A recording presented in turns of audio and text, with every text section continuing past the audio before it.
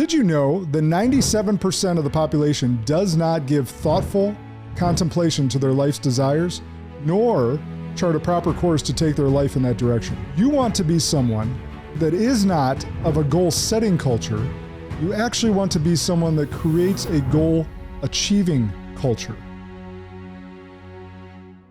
Gratitude is a choice, and it's an essential choice to set your mind right to be able to effectively goal set and dream about your future. Are you showing gratitude for all the things that you are grateful for? Make sure you're acting on it. Live by it. I've achieved some pretty big milestones in my life, and that's largely attributed to my goal setting and achieving practices. Most of us greatly overestimate what we can do in 1 year and greatly underestimate what we can do in 10. So make sure your goals align with your values, or make sure you're doing them for you, or you're likely not going to remain motivated to push towards them all year long. To get people thinking about their goals, to begin to think about them sooner, to be thinking about their lives in a more present tense and a future tense, to be able to manifest a better life for themselves and be the ones that change their family tree forever.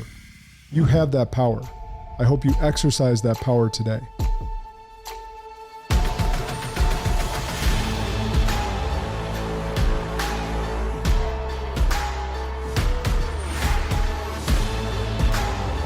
This is Sparta! Welcome back to Spartan Leadership. I'm your host, Josh Kosnick. And this week we got another solo episode. It just sometimes happens that way where calendars get misaligned. And we had an off week where we were supposed to have a couple different podcasts recorded, and they had to reschedule, which happens. But I promise to bring quality content to you every week, and I'm going to make sure to follow through on that promise. So we have entered my favorite season. No, I'm not talking about fall or winter, not that type of season, because here, winter in Wisconsin, definitely not my favorite season.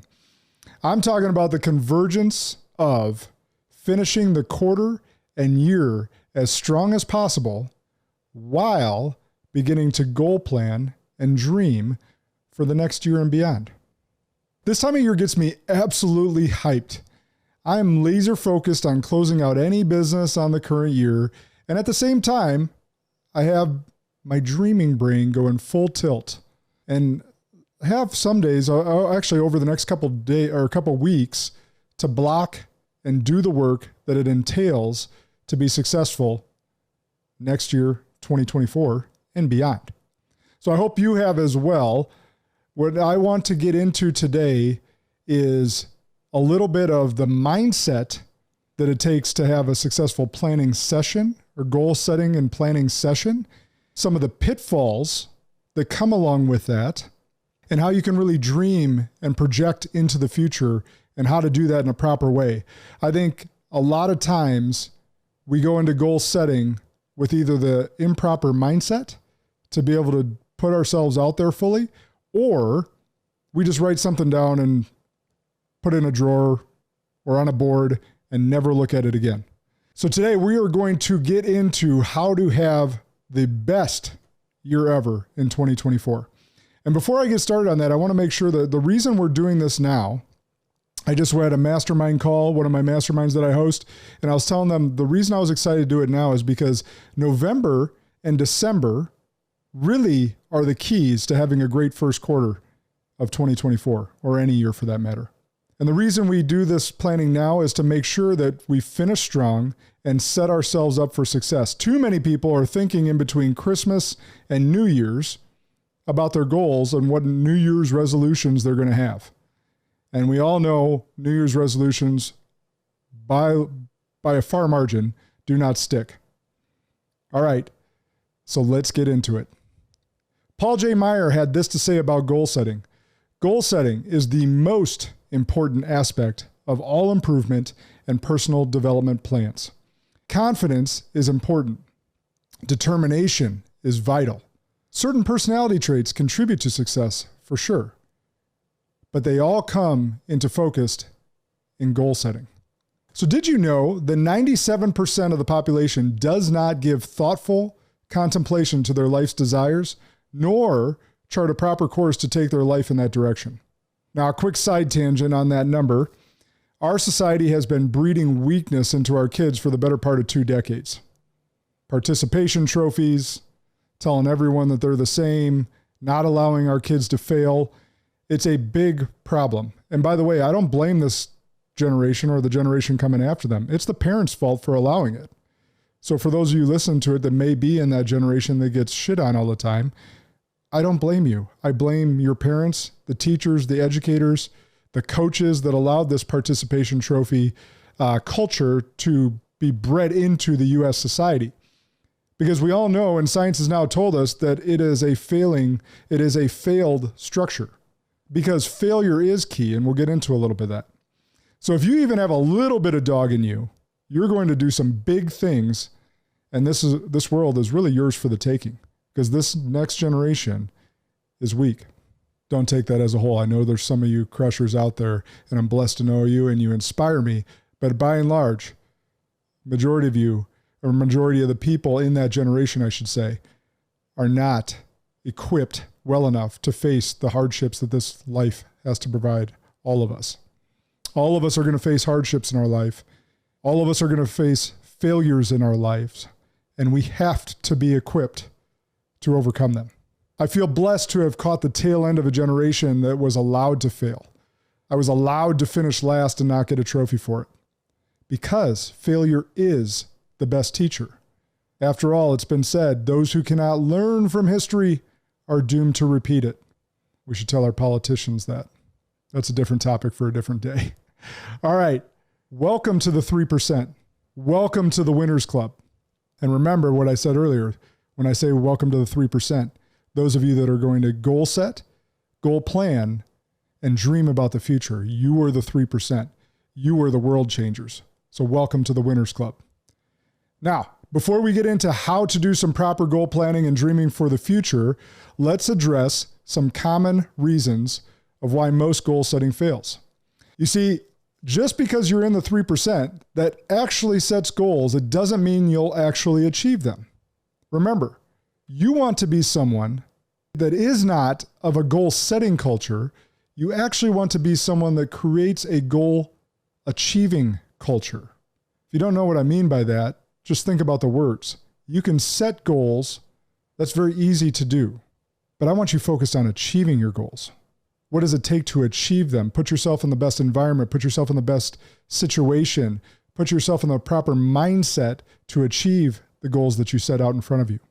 Not just for you, but especially if you're leading a team, especially if you're leading a family. All right, some common reasons goals fail. Number 1, it's just a wish list.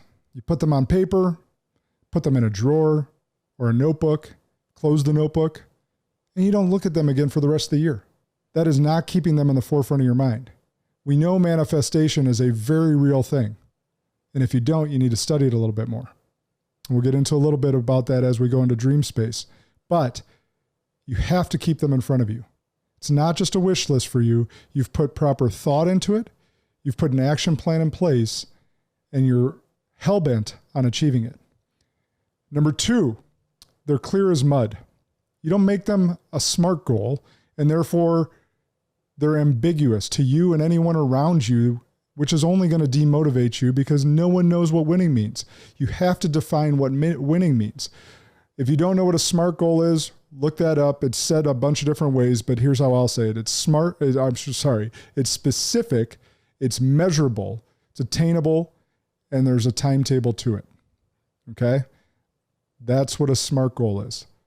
You can't just say, I want to lose weight in 2024. Okay? That's just one example. But if you're 40 pounds overweight, is losing 1 pound a win? Maybe it is. But really define that. Put some metrics behind it and go after it. Number 3, you're all talk. This is the definition of goal setting versus achieving. Once the goal is set, we must draw out a map to achieve them. Don't be all talk. Don't just set a New Year's resolution. Go after your goals with the utmost desire to achieve them. Number 4, you don't have a system to check in and track your progress. This is crucial. Whether it's an app, whether it's a journal, whether it's a marker board, have a system. Check in on these daily. weekly, monthly. Set meetings to make sure that you're checking in to give yourself the best chance to hit them. Let's say you have a financial goal of saving, just for even math or easy math for me, $100,000 next year. That's a big number, I realize, but I'm trying to think of easy math. So in that instance, you need to save $8,333 per month to do that. Okay? If you can only save $6,000 in January, you're $2,333 short. You have to fill that in somewhere in the next 11 months then. So that's why tracking and making sure that you're on track and filling that in and coming up with a game plan to fill in that shortage somewhere has to happen. But if you don't have a system to check in, you don't have a tracking process, you're likely, again, not to achieve that goal. Number 5, you lack a support system. Despite your ego telling you you don't need support, I'm here to tell you you do. You need people for accountability.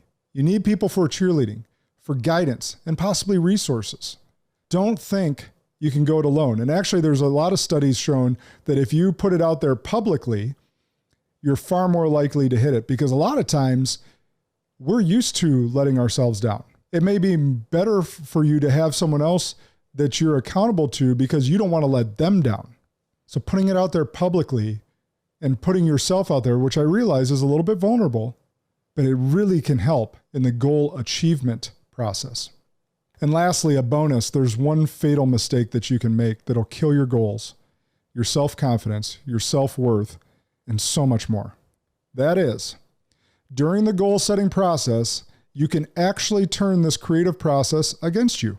As you design the life you want, you will be fixated on the life you don't currently have. You will focus on all you don't have, what you haven't yet accomplished, and all that you are not, at least yet.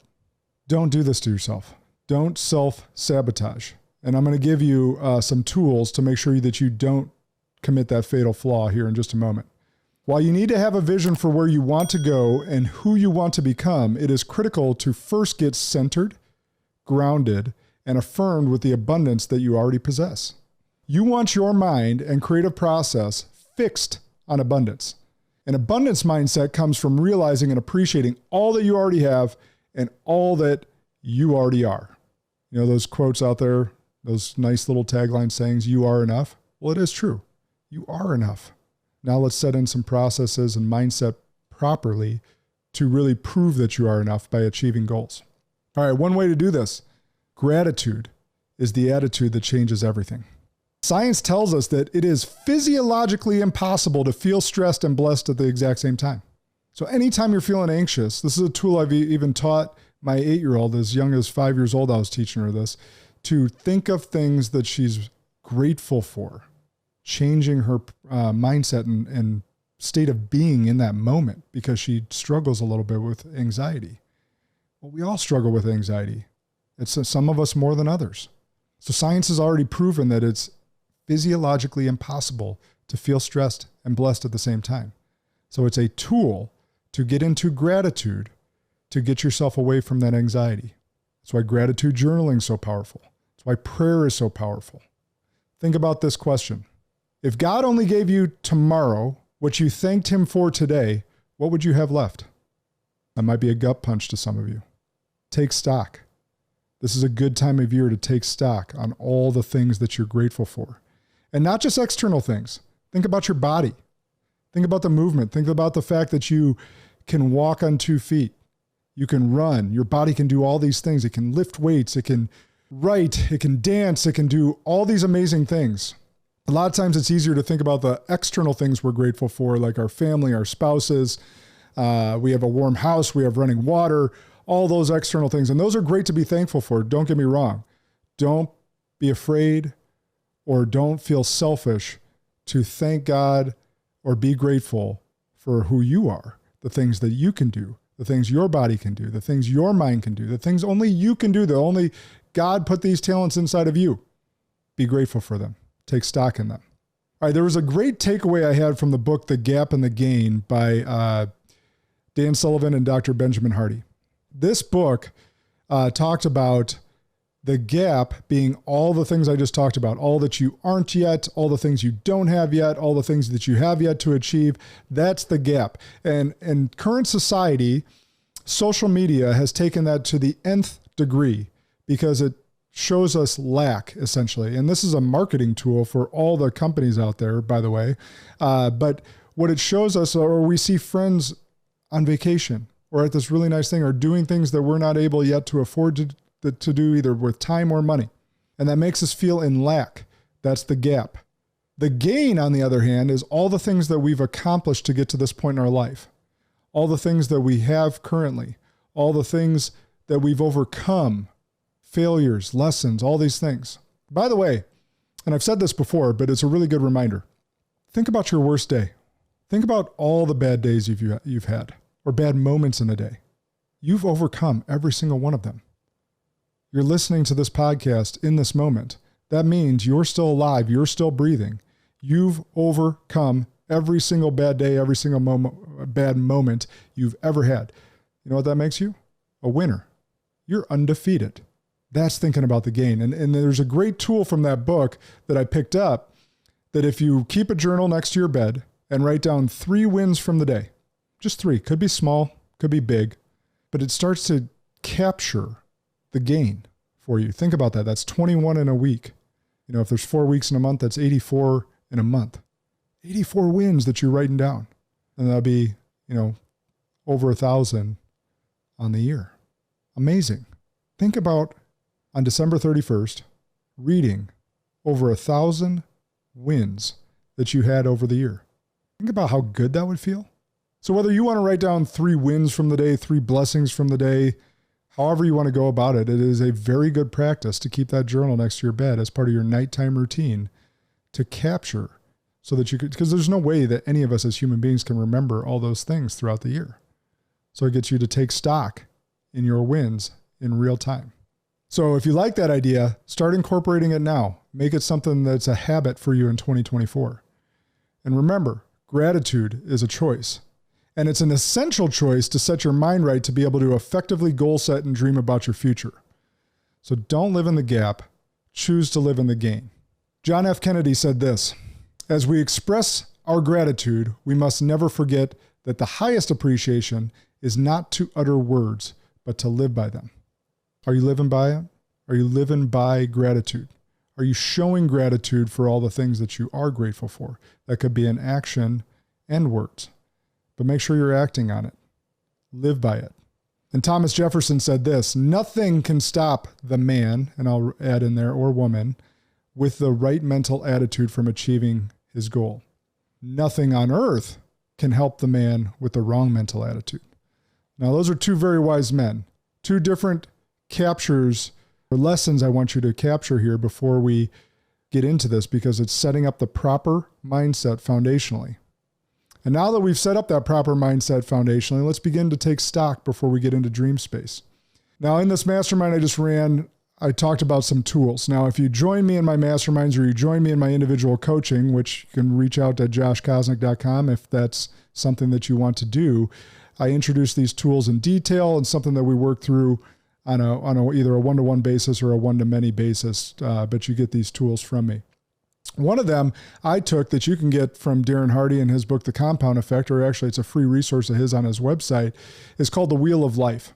And the Wheel of Life rates you in, I think it's 8 different areas: family, relationships. You rate yourself 1 to 10 on these scales. And so 1 to 10 family, 1 to 10 relationships. I like that he separates those, by the way. 1 to 10 financial, 1 to 10 mental, 1 to 10 spiritual, 1 to 10 physical, and maybe business. And I might be missing one as I speak here, but you get the idea. And as you draw those dots on that little graph, then you draw a circle or draw lines to connect the dots. Remember connect the dots as a kid? I haven't done one of those in a long time, but I do this Wheel of Life every single year. And the reason I do is I'm taking stock of how I rate myself, and is my wheel lopsided or not?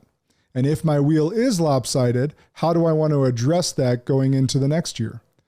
Now, I got a good question on this, and is, are each of those weighted equally? And I can't answer that for you. You have to answer that for yourself. You have to check in Let's say your family, you only rated as a 6 and your physical being you rated as a 3. Well, you have to decide for yourself, is moving your family from a 6 to a 9 or 10 more important to your values and how you want to live your life than increasing your physicality score? That's only something you can decide. But the goal is to live a balanced life on those, right? And there is no balance that's equal 50-50. It's getting that wheel as round as possible and not being lacking in any given area, okay? So that's one of the tools. Go to darrenhardy.com. I believe that's still the website, or pick up his book, The Compound Effect, and you can find that wheel of life in there. Next thing that we do to take stock is do a SWOT analysis. For those that have never done a SWOT analysis, you basically do your strengths. You create a column of your strengths, a column of your weaknesses, a column of your opportunities, and a column of your threats. List them out and figure out how you can be better leveraging your strengths to offset your weaknesses, and make sure you're picking up opportunities and looking out for threats, okay? You should do this at least annually. Maybe a quarterly check-in would be helpful to see how you're progressing. And next, I'll introduce you to an EOS tool called Delegate and Elevate. Now, this is a tool that I think is really, really good. It's a little bit laborious, but it's a great tool that we utilize in my EOS implementation coaching with entrepreneurs. But you can use it in the personal sense as well. Really, what you're trying to get at is the top 2 quadrants are, what are you great at doing, like you're uniquely qualified at doing, and you love doing it. The bottom quadrants are more like you don't like doing it, or you don't love doing it, either way, and you're not good at it. Well, you don't want to spend a bunch of time there. And by the way, when you're making these lists, you should write down everything you're doing, even the silly stuff, because that actually puts it in perspective. Well, how much time am I spending on that? And then the delegate and elevate piece of that is what on there first should be eliminated. Like no one should be doing it, including you. That's pretty easy to eliminate. And then the next thing is, who can you delegate it to? If there's any of those that need to be done, but you want to delegate it, make sure it gets delegated to the proper people. All right. All right. So those are some of the tools we utilize to take stock. Now let's get into future sense, the stuff that you really like and want to think about going forward. So first and foremost, this lesson, you've heard this before, dream big. I've achieved some pretty big milestones in my life, and that's largely attributed to my goal setting and achieving practices. I also am deemed by almost anyone that knows me as a big thinker. But even with all of that, I think I could have thought a lot bigger than I did, and probably even do right now. A quote from my favorite book of all time outside of the Bible, Think and Grow Rich, by Napoleon Hill. He says, "Whatever the mind can conceive and believe, the mind can achieve." Okay, but do you really believe that? Do you truly believe that? Because if you don't, I want you again to take stock, or even if you question it a little bit, look back at your life and look at all of the things that you have come to fruition because you first imagined it in your mind. And if you're a leader, it's even more important. Ed Milet has repeatedly taught me this. Your dreams have to be big enough that all of those that you lead can fit their dreams inside of yours. If your dreams aren't big enough for the people beneath you, they will leave you. That's why it's so important as a leader to dream big, because they will find a leader that their dreams fit inside of if yours aren't big enough. It is crucial as a leader to be able to dream big and paint a picture and a vision big enough where all the people that you lead can fit their dreams inside of yours. And remember what the great Michelangelo had to say, not the Ninja Turtle, by the way, but the sculptor painter. The greater danger for most of us is not that our aim is too high and we miss it, but that it is too low and we hit it. Now, this very quote right here is why I believe that I haven't thought big enough in my life. Because I've hit so many of my goals, it leads me to wonder, if I would have set them higher, would I have hit that higher thing? Maybe, probably. And that's why it's so crucial to think big. Most of us greatly overestimate what we can do in 1 year and greatly underestimate what we can do in 10. So make sure your goals align with your values, okay? Those are a couple things I want to point at before we get into dreaming about the future. This is one of them. Make sure your goals align with your values. There's possibly nothing more miserable than achieving something that leaves you feeling empty inside because you operated outside of your core values to achieve it. And if any of you have done that, you know exactly the feeling I'm talking about. It's an empty, empty feeling. Also with this, make sure your goals are your goals, not your spouse's goals for you, not your company's goals pushed down upon you. Make sure you're doing them for you, or you're not going to remain motivated to push towards them all year long. In fact, I can almost guarantee it. With those two things being said, I want to get into how I go about my process. Okay. I like to think out as far as I can to begin my goal setting process.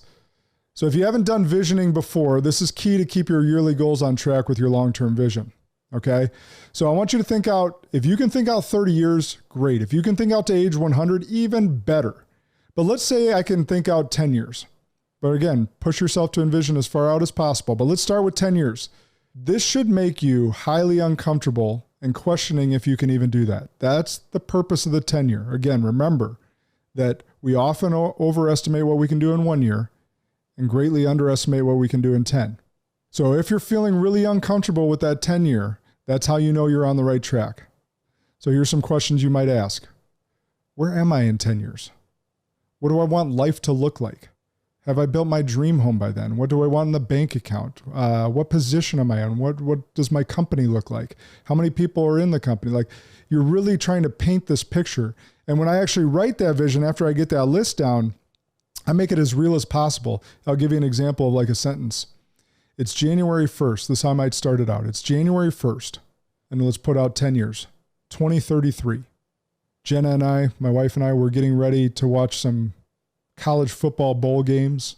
We got the fireplace crackling. I got a hot cider or hot coffee in my hand. It's my favorite coffee from Barry's Brothers out of Watertown, Wisconsin. The kids are all playing, doing their thing. And we are just in utter joy and gratitude thinking about all that we've accomplished the previous year. So you see what I did there is I engaged my senses. I actually put myself and can envision myself in the room. Fire, coffee, going to watch football that day. All the thing. I'm engaging my senses to put myself in that spot. I'm manifesting what that's going to look like. Okay? Are you with me? Once that 10 years set, let's start building a case to get there. You can back into this 5 years, right? So ask yourself similar questions, but add in, where do I need to be in 5 years to be tracking for my 10-year vision? And then ask yourself some of those questions that we talked about before. Repeat that for 3 years. Where do I need to be in 3 years to be on track for my 5-year? And then back that down to 1. Where do I need to be at the end of next year to be tracking towards my 3-year?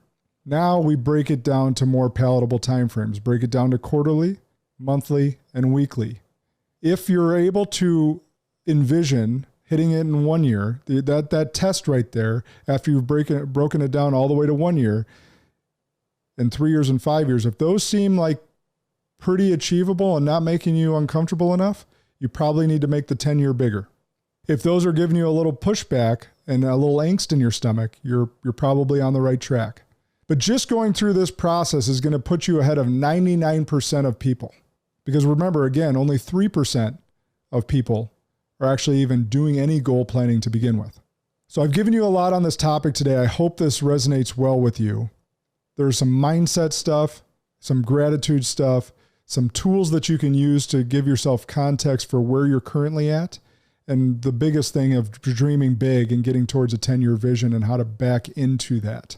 Now, I want to leave you with this. And these are some of the most powerful words ever put together, and put together by Marianne Williamson. This has been in movies and speeches by motivational speakers all over, and I'll end on it today because it's so appropriate for this topic, and it just leaves you in your feels every time you hear it. Here we go. Our deepest fear is not that we are inadequate. Our deepest fear is that we are powerful beyond measure. It is our light, not our darkness, that most frightens us. We ask ourselves, who am I to be brilliant, gorgeous, talented, and fabulous? Actually, who are you not to be? You are a child of God. Your playing small doesn't serve the world. There's nothing enlightened about shrinking so that other people won't feel insecure around you. We are all meant to shine as children do.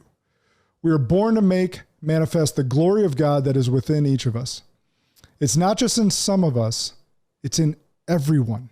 And as we let our own light shine, we unconsciously give other people permission to do the same. As we are liberated from our own fear, our presence automatically liberates others. It's an amazing group of words. And I hope you take them to heart. I hope you take this lesson today to heart. And if you got anything from this lesson, please, please, please share this episode. Again, I think I want to increase, that's the goal of this episode. If we can increase the 3% to even 3.1%, we've made a huge dent in the world. To get people thinking about their goals, to begin to think about them sooner, to be thinking about their lives in a more present tense and a future tense, to be able to manifest a better life for themselves and be the ones that change their family tree forever. You have that power. I hope you exercise that power today. Share this episode. Remember, Spartans, that good and great are the enemies of possible. Lead like a Spartan today.